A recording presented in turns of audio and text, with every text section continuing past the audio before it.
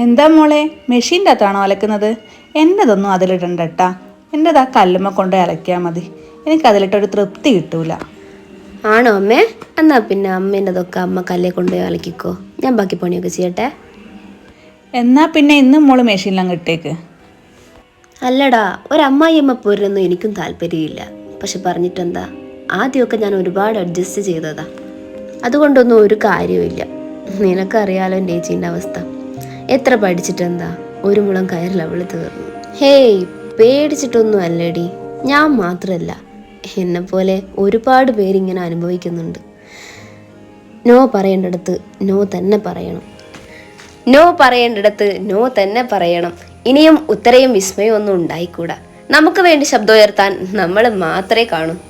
അപ്പോൾ മനസ്സിലായല്ലോ, no പറയേണ്ടടുത്ത് no തന്നെ പറയണം.